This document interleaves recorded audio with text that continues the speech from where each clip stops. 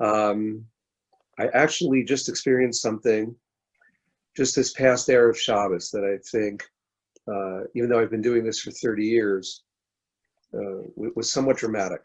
For those of you who are non-baseball fans, forgive me. For those of you who are baseball fans, maybe you'll understand it. But with everything going on with COVID, it's been a very difficult time for players. Are they going to play? Or are they not going to play? Are they going to make money? Are they not going to make money? If they play, are they going to be healthy? Are their health relatives going to be healthy? So I have a client named Matt Duffy. Matt Duffy was the runner-up for Rookie of the Year for the San Francisco Giants a few years ago. Very, very good player. Had some injuries the last few years. And in the off season, the winter of 2019, in what we thought would be a normal winter, he signed with the Texas Rangers.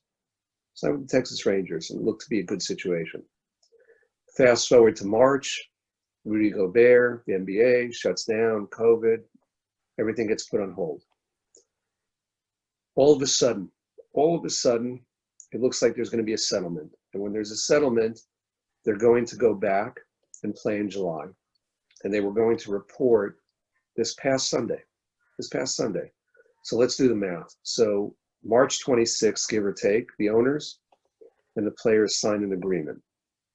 Once that agreement is signed, everybody understands that when they do come back, instead of having 25 players, they're going to have at least 40, probably 50 players, because they don't know who's going to test positive, what's going to happen.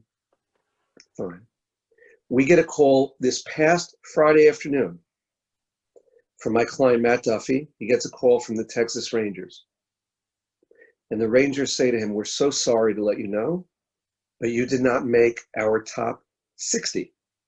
So it wasn't the 40, it wasn't the 50, which teams knew about. Teams knew about for months. But all of a sudden, with 48 hours to go, and everybody else reporting on Sunday, he's given a notification that, I'm sorry, it's no good. So whether they knew in April, whether they knew in May, whether they knew in the beginning of June, if he wasn't going to be in their top 50, they could have let him know, because it went to 60. But that's the tough part. And I get the call, and it's literally Erev Shabbos. It's a few hours before Shabbos. He's a client for a long time. He's a good friend. We're close with the family. He knows I'm Sabbath observant. So I said to myself, oh my gosh. I said, the Sabbath is coming. Everybody else is going to be on a flight reporting on Sunday. If we don't have a job, it's plausible, given his age and COVID, not only could his year be over, his career could be over. Because if he doesn't play this year and he misses an entire, it could be over. So I called the New York Yankees. The Yankees and I, the front office, we've been friends for many years. And generally I deal with Brian Cashman or Michael Fishman. We had spoken to them in the winter about Matt Duffy. And I called Michael and I relayed the story that I just relayed to you. And as I relayed that story, I said to him, I said, Michael, not only do we need to make this happen, I'm on the clock. The Sabbath is coming. I need to work out a deal for this guy. We need to work it out. It's a win-win. I said, do me a favor, speak to your scouts, go to your reports from that part of spring training that he did play, and let me know. And literally within, I don't even think it was an hour and a half, within an hour and a half, we had a deal. We had a deal with the Yankees. And I was able to coordinate with the Texas Rangers to get their legal people to draft all the release documents. The Yankees understood that I couldn't review their contracts over the Sabbath. They'd have to wait, California time. So they had somebody on their staff, I think Victor Roldan, send me a contract. So we agreed to a deal very, very quickly. We agreed to a deal Friday afternoon. Saturday night, I reviewed the contract. Sunday, he was on a flight and reported to the New York Yankees. This was a story that literally just happened not even a week ago. And when I spoke to Matt Duffy and Michael Fishman and the Yankees and the Texas Rangers and reminded everybody that the Sabbath is coming and that we need to do this appropriately and that they can trust me, that it will be fine both before and after the Sabbath, not to worry. And they did. And whoever wants to can download the story that came out in the New York papers this week or maybe it was in the New Jersey papers, but there was a whole story run on Matt Duffy, what happened Friday afternoon last week. I would encourage everybody to read it. I think it's maybe a 2-minute read, but it's really the reason that I'm grateful that I'm invited here today, because during these crazy, crazy challenging times, and I've seen a lot of stuff in my career. I've seen a lot of stuff. I've had challenging times, but I'm sure for everybody out there, I'm sure there are a few of you from a parnasa, from a financial perspective, or whatever it is, for the people who are students, maybe it didn't impact you as much, but everybody, when it's been health or emotion or finance, it's been a big issue. And to understand that we have the Sabbath and that we can cling to it is really the savior for me. It's gotten me through this. It's gotten me through this very, very, very difficult time. I mean, think about it. For people in my industry, we're going to, depending again how COVID plays out the next few months, we're going to make maybe 37 cents on the dollar. Most of the people in my industry have not been paid since last September. And if COVID resumes, hopefully it won't. Hopefully Mashiach will come today. But if it picks up more, maybe we'll make zero. And therefore what? So what do we do as Jews? So we look to the Sabbath as our source of inspiration. That we can be in a position, okay, where we walk in, we're with our family, maybe close friends, we have a Shabbos meal, we're singing, we're talking, we're hanging out with family.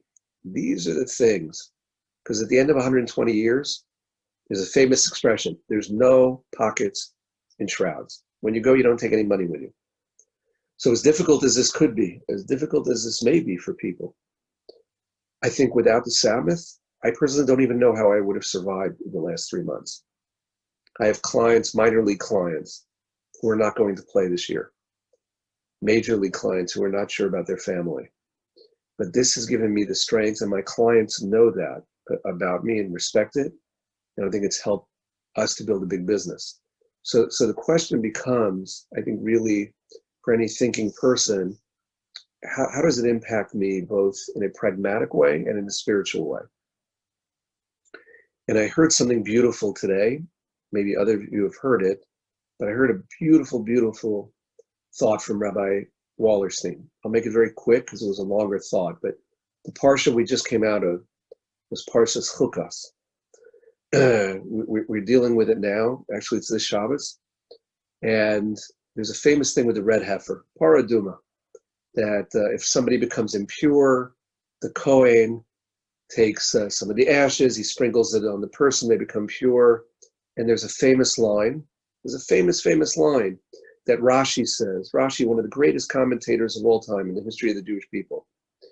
He says in there that this is a decree that God gives, okay? To be careful who else you get involved with, because if you get involved with the outside world and they may bring up the red heifer, it's going to be a problem for you. He says, and I would ask you, okay, I'm 60 years old. Some of you have been around for a little bit. Has anybody outside the religion, anybody ever come to you and say, how can you be Jewish? That whole red heifer thing, paraduma, it's crazy. How can you be Jewish? How can you do this? I don't know anybody. I don't met anybody who's ever known anybody who did that. So Rabbi Wallerstein says a beautiful thing. What's really going on here? And it gets back really, really, I think, to the Shabbos. He basically says that what we're talking about here is when a person comes and they were impure, so the bad person is made pure. The bad person is made pure. The Cohen who is pure, once he performs a service, he becomes impure. In other words, okay, the bad guy ends up with the good stuff. The good guy ends up being the bad guy. And essentially, what the message is for the paraduma, whether it's COVID, whether you're dealing about the Holocaust, is that's really the challenge for the Jew when HaKadosh Baruch Hu, when God says, don't get caught up. Okay, I'm giving you a decree not to deal with that. In other words, if we're going to focus on, wow, why is this happening? Why do, quote unquote, bad things happen to good people or good things happen to bad people? You know, the guy can come who's an alcoholic, he's a gambler, he cheats on his wife, and he's got $50 million in the bank. And he says to this seemingly observant Jew, I don't understand. You're going to temple, Your family lights candles. You're doing the stuff for the Sabbath. I'm in Malibu. I'm having a great time. I got $50 million in the bank. You're struggling. I don't get it. So what the Parsha is teaching us, what I'm here to tell you, based on having gone through a lot of different things, is the only way, if you have a spiritual backbone, not only will you survive, forget survival. Survival is for losers, in my opinion. You can thrive. You can take this time and say, okay, either HaKadosh Baruch Hu, God is running the world, or he's not running the world. And somebody seemingly could look at it and say, oh my God, nobody's running the world. Or we can just say, wait a second, there is a master, okay? What's meant to be is going to be. How do I improve myself? How do I get closer to HaKadosh Baruch Hu? So way back when I started my career, I went to USC Business School, then I went to Loyola Law School, I worked for the Justice Department, then I was in real estate, and I opened my sports firm in 1990. I opened in 1990. And one of the questions was, asked me by a few Jewish people, how are you going to make it? How are you going to make it in the sports world? They play so many games, Friday night, Saturday, this, kosher, you can't eat out, 3-day yontivs, 3-day holidays. You're never going to make it. So the person with that mindset is a person in a COVID-19 mindset who says, oh my gosh, what's happening here? There's COVID-19, there's riots, there's this, there's that. Nobody's running the world. No. My view was then, my view is now, and I encourage you when you look really into the deep recesses of your soul, is to say, you know what? I'm going to put my faith in the Creator. I'm going to put my faith in God. That somehow this is meant to be for the good. This is meant to be for the good. As the famous sage said thousands of years ago, Rabbi Akiva, thousands of years ago, when he saw the Beis HaMikdash being destroyed, being burned, somebody witnessed him with a smile on his face. And they said, how could you have a smile on your face? The Beis HaMikdash is being destroyed. And he said, because there was a prophecy for this. And there was also a prophecy that there'd be a rebuilding of the Beis HaMikdash. So it's good now. It's not that it will be good, it's good now. And that's a difficult challenge right now, whether you're a student in school or just starting in business, and you say, how can this be good now? Maybe I didn't get my job, maybe my classes were canceled. Maybe God forbid somebody in my family is not feeling well. Those are all real human emotions. They're real human emotions. But what connects us to Kodesh Baruch Hu, what connects us to God, is our history. And it's very, very powerful. And we have to cling to it. There was something that came across my desk many years ago. There's a prayer that we say a couple of times a day. It's the Ashrei prayer. It's the Ashrei prayer. And somebody once told me, when you get to that, there's a series of lines, sentences, statements in there.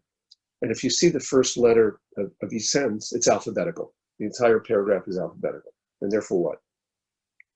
When you get down about 2/3 of the way through, it talks about prosperity. That God, open up good things for me. Let me do well. Let me be successful. And then it says after that, that God is righteous in all his ways. So wait a second. So if you just prayed, if you literally just prayed, let things be overflowing and they're good, and your boss just fired you, and the next line is, oh, God is righteous in all those ways, what in the world is going on? How can those two things be true? Because the line right after that says the following, that you cling close to Kodesh Baruch Hu. What's the nature of what a human being is when he can rely on God? Is when you pray for something that you think seemingly is good, and something else comes and you say God is righteous, that allows you, the third line, Karav Hashem L'chol Karav, that you attach yourself to Kodesh Baruch Hu. Because we know that we're living in two worlds, here and the next world. And I had many challenges. I was in a situation years ago where I was doing a contract for a player who recently retired, Troy Tulowitzki of the New York Yankees. It was a Friday afternoon. And for the last, about 15 years, every Friday afternoon, I go to a lunch and learn, a lecture, a shiur with Rabbi Stuhlberger from Valley Torah High School. And I was negotiating with the Rockies. And I was in somebody's office who was hosting the lunch and learn. And I told the Rockies, you know what, I need to get back to you because I have this commitment. And people could seemingly say, Paul Cohen, you're crazy. You're in the middle of a deal that's just under $200 million. Okay, so you'll miss one lunch and learn. You'll be late. It's not the end of the world. You're not a rabbi. But I said, you know what? That's my time. That's what I do. I wasn't going to be offensive. I wasn't going to be rude. And I went in. And essentially, when I came out, we were able to make a deal. And why is that important? That particular afternoon was about 10 years ago. It was about 10 years ago. And the big hiccup in the deal, so to speak, was going to be what's going to be in the 2020 contract. What's going to be with the 2020 contract? Okay. The Rockies only wanted it to be till 2019. I pressed that 2020 was a deal breaker. For me, I thought, okay, if I can add another extra year, it's great. I didn't have any prophecy at that time about anything. And we were able to get it done. Beautiful, fantastic. And I thought that was a nice thing. And then I started to understand how powerful it is to trust in Hashem, to put all of your trust, not 90% of my trust in Hashem and 10% trust in people. That's a mistake. You can be close to people, you can love people, you can respect people, but put 100% trust, put 100% trust in Hashem. Troy Tulowitzki, in December of 2018, at the winter meetings in baseball, I was in a hotel. We were meeting there with all the general managers and presidents, and I was called in to meet with the president and general manager of Toronto Blue Jays, where Tulowitzki was playing. And they let me know that it was a difficult decision, but with 2 years left on his contract, 2019, 2020, they were going to release him, and they were going to go young. They were going to go with young players. We thought that was a very difficult thing. Very, very difficult thing. He's a very dear friend, phenomenal player. It was very difficult. We were able to work out to get him a deal for 2019 with the New York Yankees. Their shortstop was injured. Tulowitzki was going to come in. He was a Yankee fan growing up. I was a Yankee fan growing up. This is going to be fantastic. It's going to be a dream come true for me and for him. Unfortunately, the first week of the season, he took a fastball in the back of his right calf and tore part of the muscle there. And as he was finishing his rehab 6 weeks later, and you could say coincidence, but again, as people who are Bal B'Tachon Hashem, Bal Emunah, he got hit in the exact same place, retore the muscle. And after months of rehab and having dealt with injuries for 4 or 5 years, he called me up and said, Paul, that's it. I've rehabbed for 3 years. I've tried my hardest. He's maybe the single hardest working player I've ever met in terms of his physicality. He said, that's it. And he eventually went into coaching the University of Texas and back full-time with his wife and his son. I thought that was the end of the story. But when COVID broke, and there was a negotiation, which I alluded to earlier with the teams, one of the negotiation points was that any player who had been released prior to COVID would still get all of his pay. In other words, what we thought was terrible, they got released by the Blue Jays and then injured with the Yankees so that he couldn't continue his career in 2020 and maybe make more money, turned out to be almost like the Purim story, which took many, many years for the Jews to be saved in the Purim story. So essentially, Troy Tulowitzki is owed $14 million this year necessarily because he was released by the Blue Jays in December of 2018, and necessarily because he was injured twice with the Yankees and could not go forward. So he's going to be paid $14 million over the next few months, regardless of the fact that baseball at most is playing 37% of their games, maybe less, hopefully 37. He's going to be paid all of his fee, and by extension, we're going to get our fee. So whether that happened because I put a pause on negotiations to go into this year? I have no idea. Never know. Whether that happens because as we finished it, I let people know I'm going into the Sabbath, I'm going into Shabbos, I'll deal with it Saturday night. I don't know.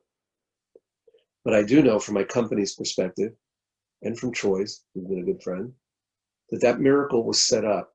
That miracle was set up a decade ago.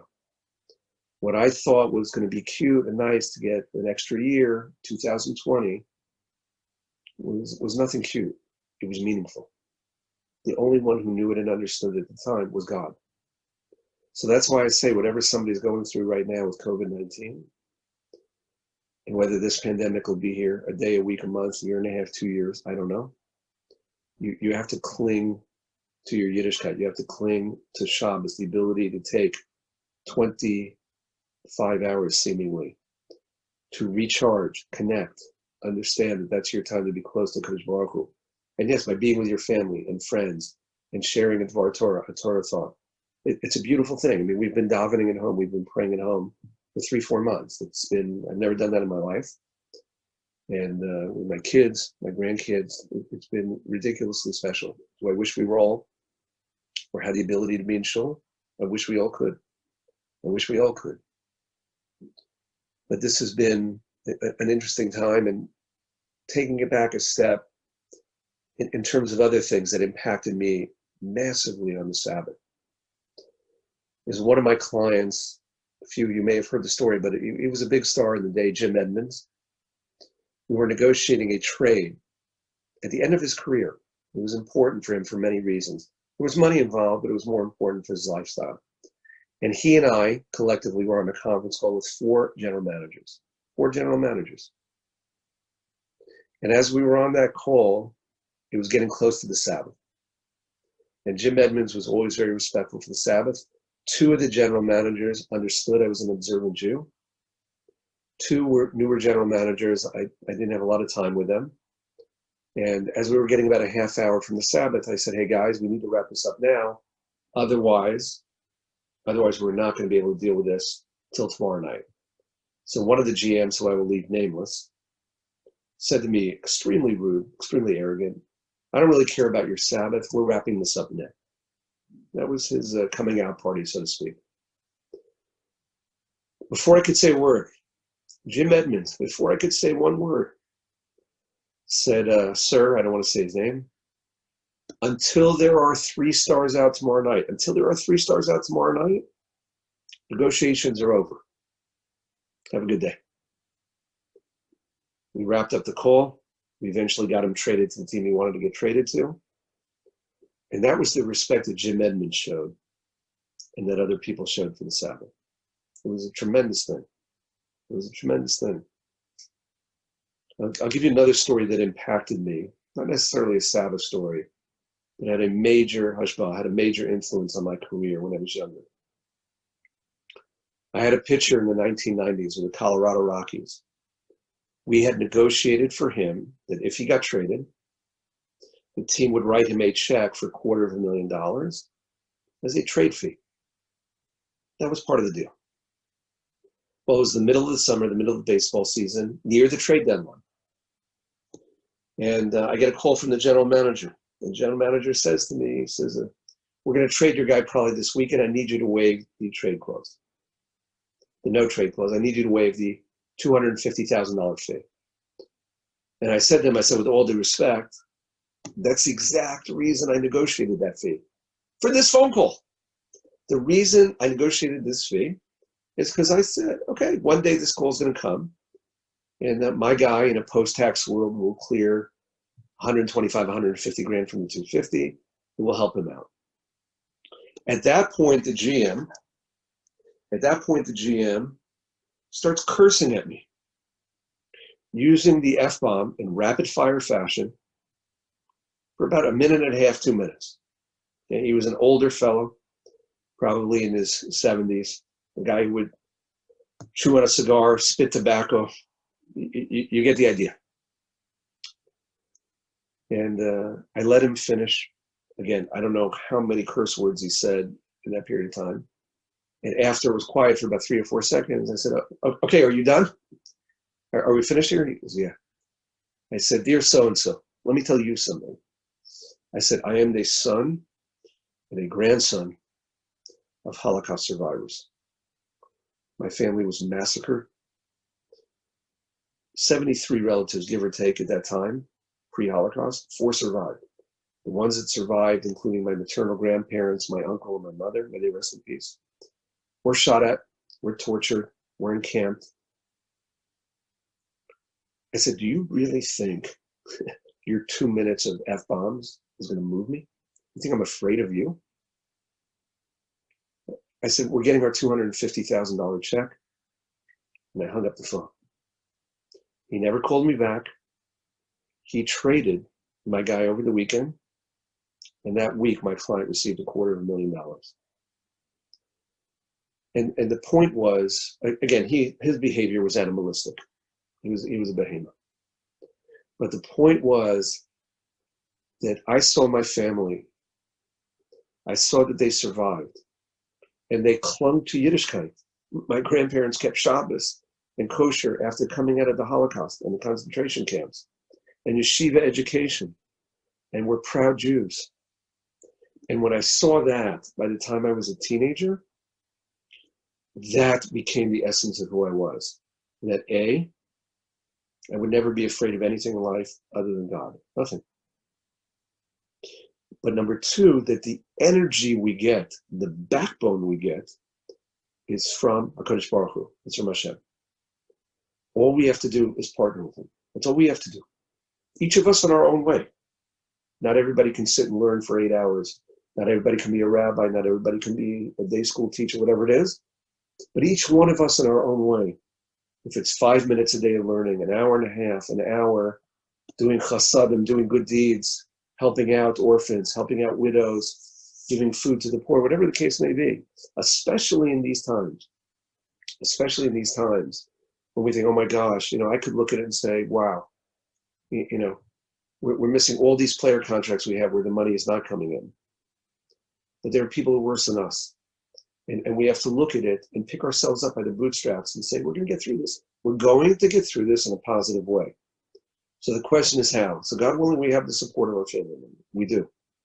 But what I would suggest to each and every one of you, because for whoever's on the shiur, for whoever's listening to this lecture, you have taken the time. You have taken the time and made the commitment that you're going to spend, whatever it is, half hour, 40 minutes, 35 minutes, to maybe pick up an idea, maybe pick up some form of encouragement to do it. And I would encourage you, I heard something beautiful the other day, quoted in the name of one of my heroes. And one of my heroes who passed away many, many years ago was Rav Pam. Rav Pam ran a yeshiva in New York called Torah Vidas. Torah Vidas is a big yeshiva, worldwide known, that my uncle, may rest in peace, who survived the Holocaust, went there post-Holocaust. Rav Pam was the leader there. So I've learned much from him through his writings and through his tapes over the years. And he said something beautiful that I want to impart to each and every one of you. It's a very powerful thing. I just heard it the other day, and I realized my whole concept of the way I've prayed is incorrect. For decades now, incorrect. Why? A lot of times, especially when we get to the Shemona Esrei, the prayers where our feet are together, we take 3 steps back, 3 steps forward to focus our mind. It's now our time with Hashem. We're going to daven. There's specific tefillahs, there's specific prayers in there that pray for health and money and this, and we should return to Israel, all these good things, okay? And there are many times in my life that when I would say the prayers, I would daven very candidly, okay, in addition to health and other things, for particular business deals to happen, okay? Because I thought, what's wrong with that? I have a one-on-one connection with God. I'm involved with these things, okay? And one of them was many years ago regarding a technology firm that I'm involved with. And I prayed for a certain company who everybody said I could not get a license with, that I should get a license. And I literally, in the middle of that prayer, in the middle of Shemona Esrei, I stopped for about 30 seconds and I cried out to God, please, I've been working on this for years. Let this happen today. Let this happen today. I need this deal. And later that day, and I remember that day because my mother, may she rest in peace, was having hip surgery at Cedar Sinai. On the way to the hospital, I got the call that we got the deal. So I thought, okay, let's make a toast. This is great, fantastic. Nobody said we could get it, we got it. Turned out it was not the right deal for us. We spent a lot of money on the license, which we did not need at that time. But it proved at least a certain thing, that the power of prayer, the power of tefillah is strong, but that you have to be careful with it. So what did Rav Pam say that I heard the other day? He said, when we pray, and this is my advice to all of you listening, when we pray, we should never pray necessarily about a specific thing, unless maybe it's good health for somebody we know. For another person to pray for good health and for good things, it's okay. When it comes to ourselves, then what he said was, God, when I'm praying to you, I just pray for you. You know what's good for me. You know what's good for me. So give what's good for me in an easy, simple, and meaningful way. And if you do that, that's where the power is. That's where the strength is. Because if you say, God, I really need this deal. And how do you know that deal is good for you? Maybe it's the worst deal in the world. And how do we know that God answers the prayers of people maybe who don't know what they're doing or not even righteous? Because it said, for those of you who maybe have a little bit of a background, during the early times in Israel, if somebody, God forbid, was involved in a homicide situation, the murderer could run to a city of refuge where he would be protected so that the lineage, the family of the person who got killed, wouldn't be able to come kill you. Okay, fine. And therefore what? We're also told that when the Cohen Gadol, the leader of the Jewish people in the city of refuge, when he dies, all the people who are there because they were involved in homicide go free. And obviously some of them were not angelic. Some were really involved in serious homicides. We're told that the mother of the Cohen Gadol, we're told, brings cookies and cake to the murderers. What is going on? Why should she bring cookie and cake to the murderers? Because she knows that even those people who've done wrong things, who've done bad things, that if they pray to God hard enough, God will listen to their prayers. And if they're praying for the Cohen Gadol to die so they could go free, the mother of the Cohen Gadol knows that. She knows even a bad person could have their prayers answered. That's how powerful tefillah is. That's how powerful prayer is. So she gives them cookies and cakes to, wow, the Cohen Gadol, the mother, they're so nice. They're going to be totally distracted. So that's what I say to you. I say, take the time now on Shabbos, okay? I know there's a few small places that have opened up, people can daven. Maybe they'll open this week again, close this week, I don't know. I'm not a Navi, I'm not a prophet, I don't know. But what I do know is, okay, you can take the time on this Sabbath, okay? Whether it's an hour, 45 minutes, 20 minutes, an hour and a half, totally connect yourself to God. I'm sure none of you use a cell phone on Shabbos. I'm sure of it. But in case there's one of you that does, I would love for you to put it away for the whole Shabbos. It'll change your life, and you'll still have coming to you whatever's coming to you. But if you can't do that, from 8 in the morning till noon, shut your phone down and say, I'm dedicating those 4 hours. That's my time with God. I don't care if you read a Jewish book. I don't care if you look into the Parsha, the Torah portion. I don't care if you daven. You could say Psalms. You could say Tehillim. I don't care what you do. Close the phone, hopefully the whole day. And hopefully I'm just speaking to one person because everybody else doesn't use a phone on Shabbos. It will change your life. Your connection to God, I guarantee you, will change your life. It's that time. It's one-on-one. It's the most beautiful time in the world.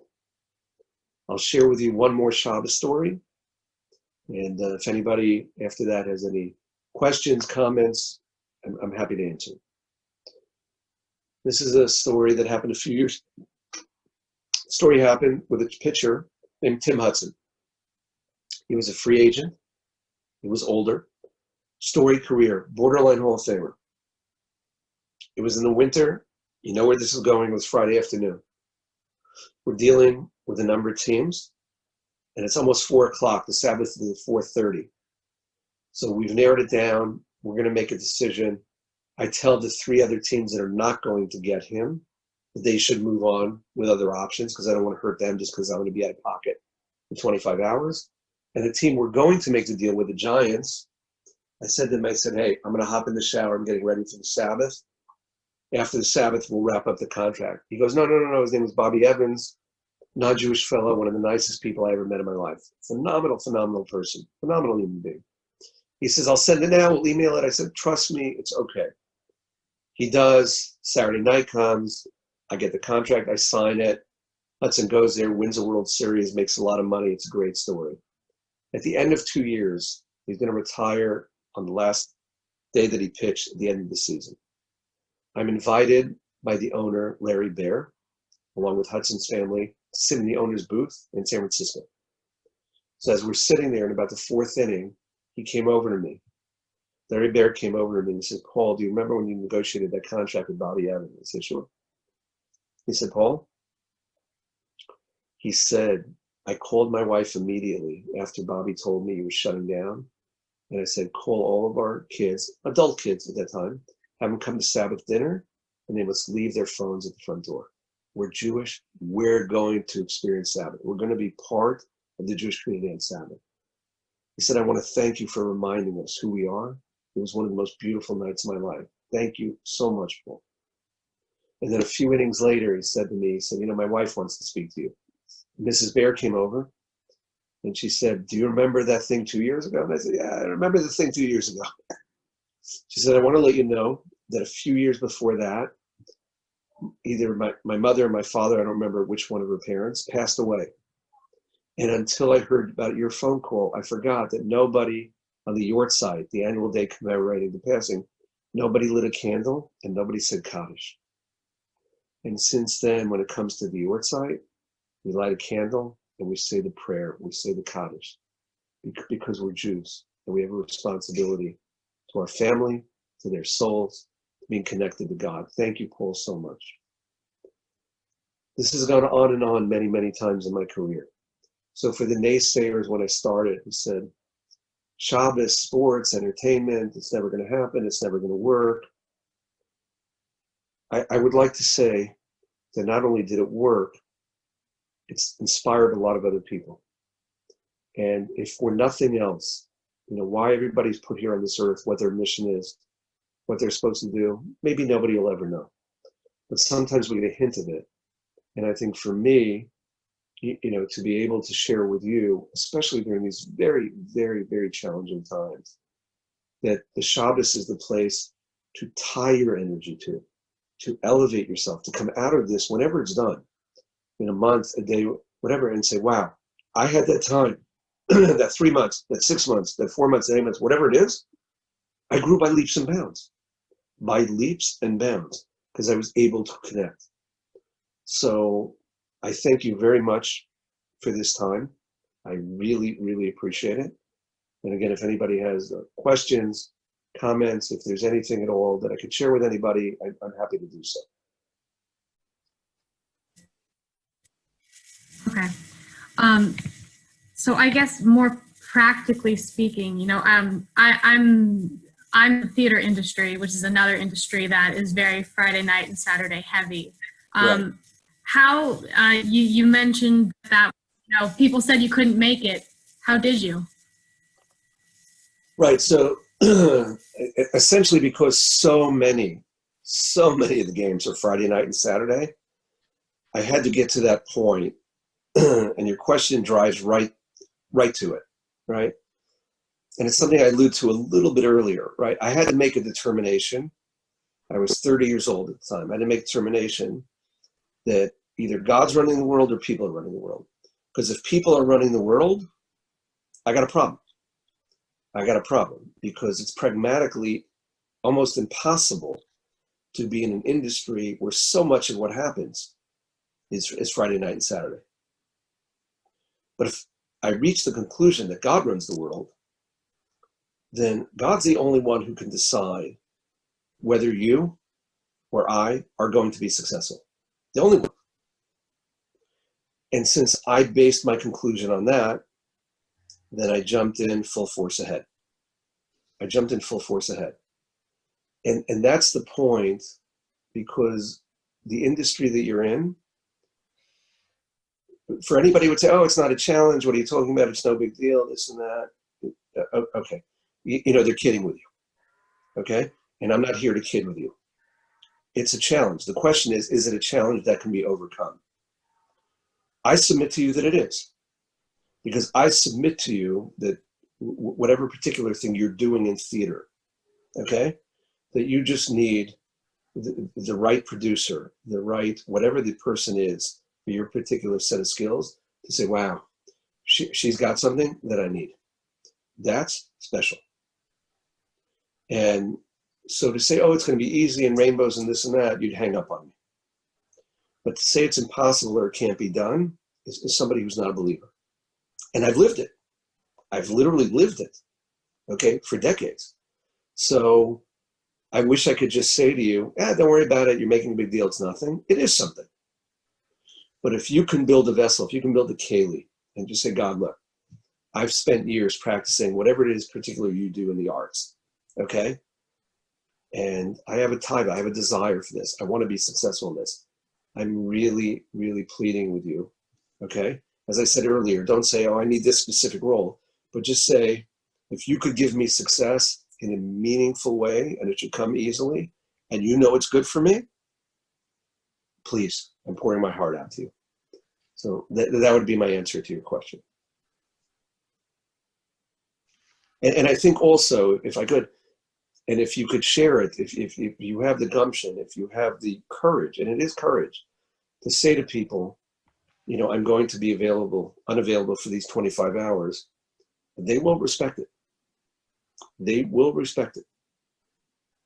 So I hope in some small way I was able to answer that.